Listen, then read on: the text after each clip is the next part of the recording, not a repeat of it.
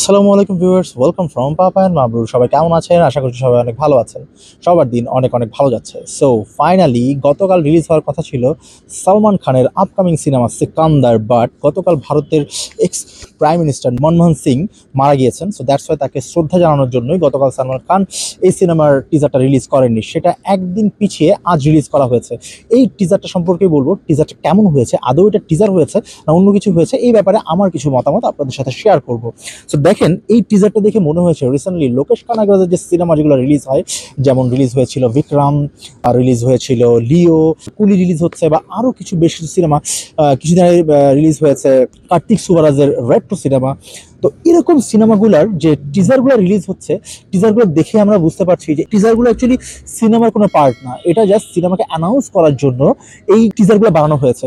As like Salman খানের এই সিকান্দার সিনেমাটার টিজারটা দেখে আমার মনে হয়েছে যে এই টিজারটাও মানে অ্যাকচুয়ালি সিনেমার কোনো পার্ট না, এটা জাস্ট সিনেমার টাইটেল অ্যানাউন্সমেন্ট বলা যেতে পারে, এরকম মনে হয়। তারপরও টিজারটা আমার কাছে প্রিটি ডিসেন্ট মনে হয়েছে, যে দেখার পরপরই ওয়াও। যেমন শাহরুখের যে আমরা জওয়ান সিনেমার এরকম অ্যানাউন্সমেন্ট টাইটেল টিজারটা দেখেছিলাম, সেটাকে কিন্তু টিজার বলা হচ্ছিল না বা অ্যানাউন্সমেন্ট টাইটেল বলা হচ্ছিল না, আদার্স একটা নামে রিলিজ করা হয়েছিল। বাট সেটা দেখে কিন্তু আমাদের এক্সাইটমেন্টাল লেভেল অন্য পর্যায়ে চলে গিয়েছিল। সেটার যে ব্যাকগ্রাউন্ড মিউজিক ছিল, সেই ব্যাকগ্রাউন্ড মিউজিকটাও ছিল অসাধারণ। বাট এই সিনেমার টিজার ওরকম ফিলটা দেয়নি। তারপরও সালমান খানের এই টিজারটা আদার্স অনেক সিনেমা থেকে ফার ফার বেটার। রিসেন্টলি যেগুলো বের হয়েছে, রিসেন্টলি সালমান খানের যে সব সিনেমাগুলো এসছে, ওই সিনেমাগুলো কিন্তু দর্শক মনে ওইরকম দাগ কাটতে পারেনি, ওরকম বাজ ক্রিয়েট করতে পারেনি, বরঞ্চ এই সিনেমাগুলো নিয়ে ট্রলই বেশি হয়েছে।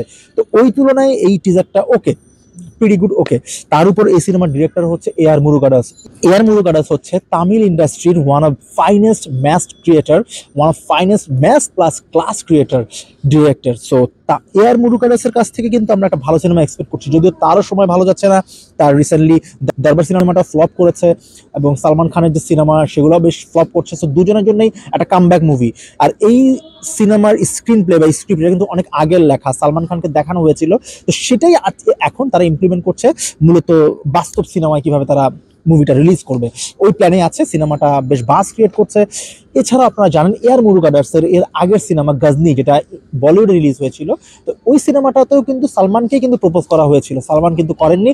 ওই সিনেমাটা কিন্তু করেছিলেন পরবর্তী আমির খান, এবং আমির খানের গজনি সিনেমাটা কতটা ইতিহাস গড়েছিল, কতটা হিস্ট্রি ক্রিয়েট করেছিল, সেটা কিন্তু আপনারা সবাই জানেন।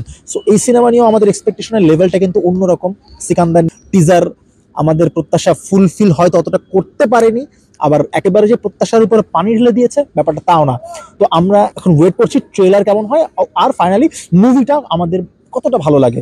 তবে এতটুকু ভালো হয়েছে, রিসেন্টলি টিজার বা ট্রেলারগুলো এমনভাবে তৈরি করে সিনেমার নির্মাতারা, সিনেমার গল্প কিন্তু অনেকাংশে বুঝে ফেলা যায়। যার জলযন্ত্র উদাহরণ হচ্ছে রিসেন্টলি বাংলাদেশে অপূর্ব একটা সিনেমা চালচিত্র, সেই চালচিত্র ট্রেলার দেখে কিন্তু আমরা বুঝে গিয়েছিলাম যে ওই সিনেমার গল্পটা কি হবে। তো এরকমই কিন্তু এখন কিন্তু গল্পগুলো বা ট্রেলারগুলো রিলিজ হয়। তো এদিক থেকে এআর মুরুগাদাস দারুণ মুনশানা পরিচয় দিয়েছেন। এই অ্যানাউন্সমেন্ট টিজার বা টিজার যেটাই বলি না কেন, আমরা কিন্তু গল্প সম্পর্কে বিন্দুমাত্র আইডিয়া করতে পারবো না। এবং এই সিনেমা সম্পর্কে আপনাদের আর একটা তথ্য দিই, জেলার সিনেমার যে অ্যাকশন ডিরেক্টর ছিলেন, ওই অ্যাকশন ডিরেক্টর কিন্তু এই সিনেমাতেও কাজ করছেন। এবং আপনারা দেখবেন জেলার সিনেমায় রজনীকান্তের কিন্তু অনেক কিছু ডেডলি অ্যাকশন রয়েছে, যেখানে রজনীকান্তকে আমরা দেখেছি যে সে বসেই আছে, কিন্তু অ্যাকশনগুলো দেখতে কিন্তু বেশ ডেডলি লেগেছে। সো এখানেও আপনি দেখবেন এই টিজারের মধ্যে সালমান খান একটা শট আছে, মনে হবে যে খুব ডেডলি একটা শট, বাট সালমান জাস্ট মাথাটা উঁচু করেছে। সো এদিক থেকে এই অ্যাকশন ডিরেক্টরের কিন্তু আমি মুনশিয়ানার পরিচয় আমরা দেখতে পাই। সো আশা করবো সিকান্দারের অ্যাকশনের লেভেলটাও দারুণ, আমাদের বেশ এন্টারটেইন করবে। পাশাপাশি এআর মুরুগাদাস রয়েছেন, মুরুগাদাস কামব্যাক করতে জানেন আই গেস, এবং কামব্যাক তিনি করবেন ডেফিনেটলি। সবাই ভালো থাকবেন, সুস্থ থাকবেন। আমার পরবর্তী ভিডিও নিয়ে আবার আপনাদের সামনে হাজির হচ্ছি, ততক্ষণ পর্যন্ত সবাই সুস্থ থাকুন আর চ্যানেলটা সাবস্ক্রাইব করুন। Bye bye.